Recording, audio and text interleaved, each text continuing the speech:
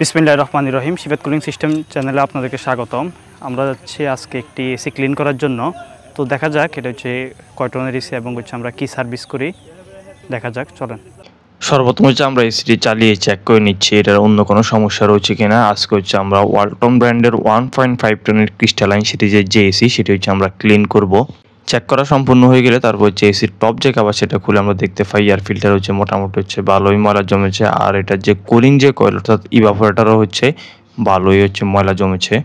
AC সার্ভিসিংয়ের পর আপনার হচ্ছে নিয়মিত এসি জিআর ফিল্টার সেটা হচ্ছে পরিষ্কার রাখবেন, এতে করে হচ্ছে এসি থেকে ভালো সার্ভিস পাবেন। তো এটার কুলিং কয়েল হচ্ছে মোটামুটি ভালোই হচ্ছে ময়লা জমেছে। তো এটা সর্বপ্রথম হচ্ছে আমরা কেসিং যেটি সেটি হচ্ছে আমরা খুলে নিব। পর্যায়ক্রমে হচ্ছে স্ক্রুগুলো হচ্ছে আমরা খুলে নিয়েছি, আর এখন উপরে যে টপ যে কভার সেটা হচ্ছে আমরা খুলে নিচ্ছি। টপ কভার খোলার পর দেখতে পাই এটার হচ্ছে উপরের সাইড হচ্ছে একবারে হচ্ছে কম গ্যাপ, তাই আমরা চেষ্টা করবো এসি স্থাপনের সময় ইনডোর উপর যাতে যথেষ্ট পরিমাণ খালি জায়গা রাখে, এই বিষয়টি খুবই গুরুত্বপূর্ণ।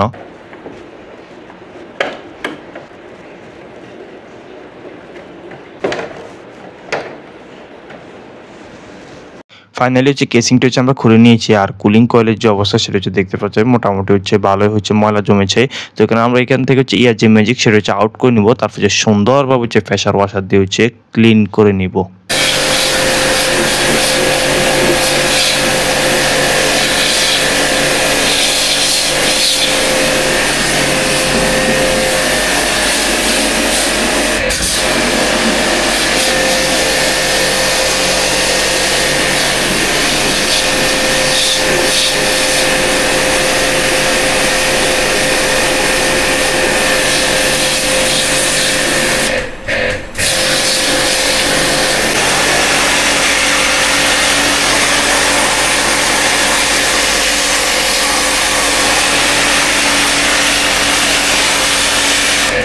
মোটামুটি হচ্ছে ভালোই হচ্ছে ময়লা জমেছে দেখতে পাচ্ছেন। এখন হচ্ছে আমরা এটার কুলিং যে কয়েল সেটা দেখতে পাচ্ছি ভালোই হচ্ছে পরিষ্কার হচ্ছে, ব্লোয়ের যেটি সেটি হচ্ছে একবারে হচ্ছে পরিষ্কার হয়েছে দেখতে পাচ্ছেন।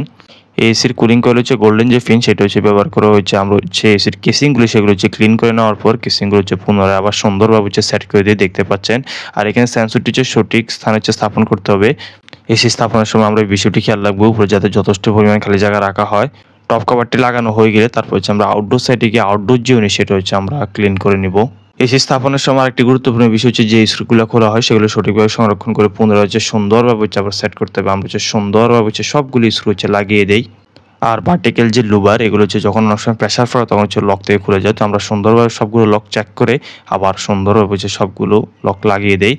আর কুলিং কয়েল হচ্ছে পুরোপুরি হচ্ছে পরিষ্কার দেখাচ্ছে। এরপর হচ্ছে আমরা টপ যে কভার সেটা সুন্দরভাবে হচ্ছে লাগিয়ে দেই। এখন হচ্ছে আমরা আউটডোর সাইডে গিয়ে হচ্ছে আউটডোর যে ইউনিট সেটা হচ্ছে আমরা সুন্দরভাবে হচ্ছে আমরা ক্লিন করে নিব।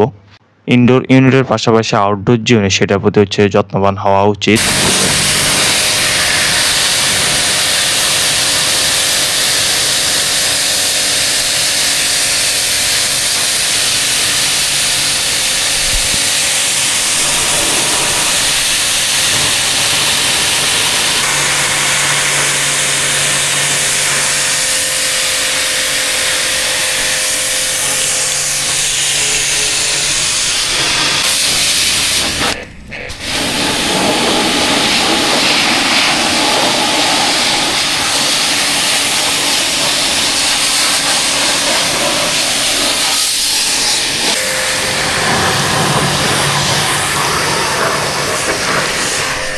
আউটডোর জন্য সেটা হচ্ছে আমরা সুন্দরভাবে হচ্ছে প্রেসার ওয়াশার দিয়ে হচ্ছে ক্লিন করে নেই। এটার যে লুক আপনারা দেখতে পাচ্ছেন। তারপর হচ্ছে আমরা ভিতরে গিয়ে হচ্ছে এসি হচ্ছে চালিয়ে এটার কুলিং যে পারফরমেন্স সেটা হচ্ছে চেক করে নিচ্ছি। এটা হচ্ছে ওয়ালটন ব্র্যান্ডের ক্রিস্টালাইন সিরিজের ইনভার্টার এসি।